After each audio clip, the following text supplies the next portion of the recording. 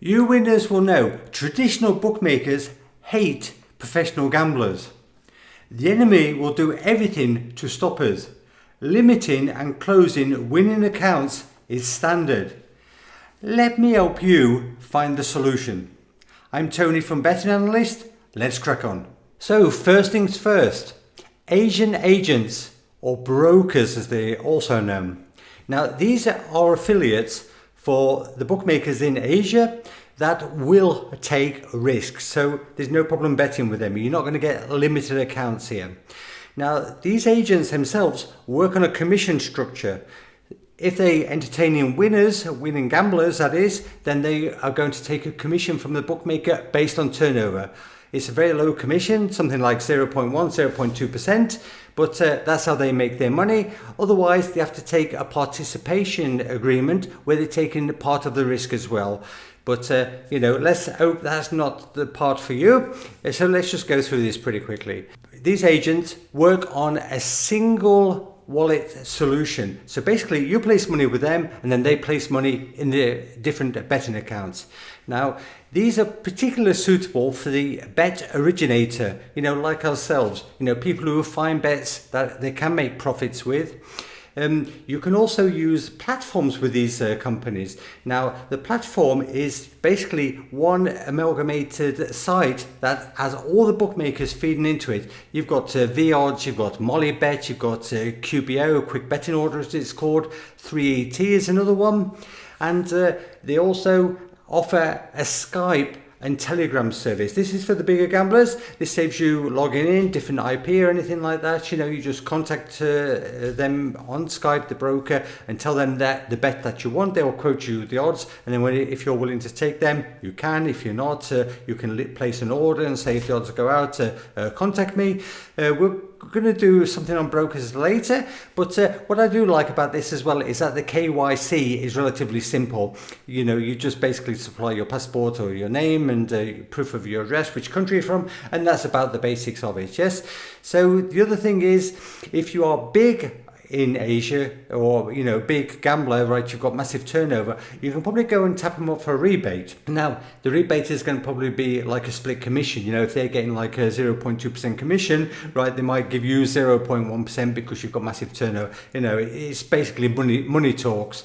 Another alternative is with these bookmakers, rather than go through the platform, you can have individual direct bookmaker accounts. So they can give you like an SBO account, and then you tell them how much you want to load it with from your single wallet solution, of course. Again, one of the negatives that I would say about this is that they are particularly well suited to higher stake customers, especially with the broker service. That you do need money in the system. They're not going to be just entertaining you for like £5 or $5 or whatever. One thing you've got to watch out for is that some of them do snip odds. I would give you a warning on this one, so just sort of keep it in the back of your mind. If they might be betting on both ends, sort of giving you like a 0.01 less and taking an higher commission. If you actually get in touch with us, we'll give you a list of these bookmakers and agents, and we'll tell you which ones to get with and which ones to avoid. Yes, but we have seen like Betting Asia taking a point off the Pinnacle odds and things like this, so just be a little bit wary about it. And one other thing that you have to remember is, of course, you're not allowed to sort of pay money in one day and take it out the next and keep going on like this, right? Because of the cost of the payment transactions are quite high in relation to the profit that they make, then you've got to bear in mind that it's that sort of scenario where it's one payment a month and maybe one a week. It depends on whatever you've got as a deal with them. The next one, and this is going to be obvious to most of you, is betting exchanges. What might not be obvious to you is that there's more than the obvious ones that you think about. It's traditional that people think about the Betfairs and the Smarkets and the Matchbooks, but there's also some in Asia which you can get hold of through the agents or direct account, right? Citybet is one, for example, so just bear that in mind. There's a few more. If you want to look around, you might find some extra value, but Citybet are massive in Asia, and that's one you could bear in mind. Now, the thing is with betting exchanges is that they particularly suit traders, people who are buying and selling all day. Now, they're not leaving much meat on the bone for the actual operator, and so they don't particularly like this type of gambler, but they do suit traders. The other advantage is you can find some value on the betting exchanges, even though they say that it's market price. It's not always the case. If you know when to time your bet, and also when the Asians first come out, when Pinnacle come out with the first line of odds, then you'll often see that Pinnacle or 195, we can still get 2.10 on Betfair, and even after like a 2% commission, you sort of get in 207 or 208 or whatever, right? So that's something else. And of course, the great thing about betting exchanges is there's no crying. You don't have to deal with any daft bookmaker that's looking into, wants a copy of your DNA and to speak with your dentist, make sure that the indentures are right. Now, there's obviously a bit of a negatives that the liquidity can be quite low on the betting exchanges in the mornings. It gets stronger nearer to the game time, so that's one issue. Also, they don't have that many betting options, so that could be a problem for some people if they want to start betting like cards or something like this, right? That's a negative. Direct betting, top leagues, the big games, no issue whatsoever. American sports, no problems. You're going to get your money down on the betting exchanges. And so these are the things that you've got to consider with the betting exchanges. So let's go on to the next one, third-party services. These are also known as gnome accounts. Now, I don't know whether you know this, but there's a lot of people in different countries in the world. They're buying in accounts. They've got people who set up these accounts in different places, and you just basically buy the account. It's all provided with like a set of ID, and everything's all gone through the due diligence process. Know your customer already. So the third-party accounts, they're massive. Some people are buying them in thousands, so operating multiple accounts at the same time. It is a big problem for the bookmakers because they are taking a large chunk of the money away.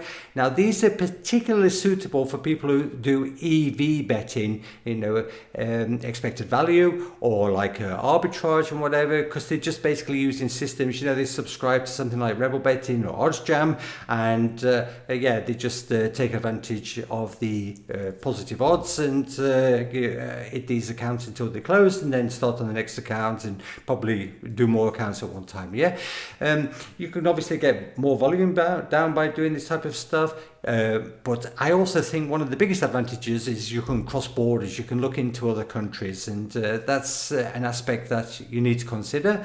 You might need a network, obviously, to find these accounts. People put you in touch. This is something that we sort of do through our services. We put people in touch with each other, but that's something that you can look at the end.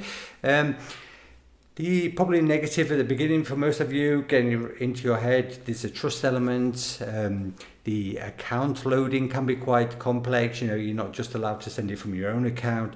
Also, you need a bit of a technology experience, like you'll need to know how to get around IPs, and it's not just a VPN. It depends. If you're running bots on these systems, then you might need to get more into it. So that's something that you also need to take into consideration. And I would definitely suggest, whatever you do, always make sure that you are legally covered, right? In every aspect possible, get agreements signed. You do whatever you wish to, but at the end of the day, this is not legal advice, but I'm just saying that that's what I would do if I was betting this way. So let's move on to the next one, which is bet placers. See this as a joint venture because it can work both ways. You can either be the bet placer, or you can, be the person that's giving the bets to the bet placer. So, this works two ways. The advantage, of course, is that if you are placing bets for somebody else, you might be privy to some kind of information. It's like you might get originators saying, "I'll put me 500 on this." You put 1,000 on, you've got a 500 bet for yourself, right? So that's one way it works. And of course, the opposite way, if you are the originator better and you're giving the bet, then they will look for it for you. Now, I wouldn't necessarily say this will work with finding EV bets, because they will just say to you, listen, we don't need you for this experience. We can do it ourselves, right? We don't need anybody to, we're not going to place bets for somebody else if they're just like using the software that we can basically use. So it's got to be a little bit more sort of integrated, right? But so we've discussed that it works both ways.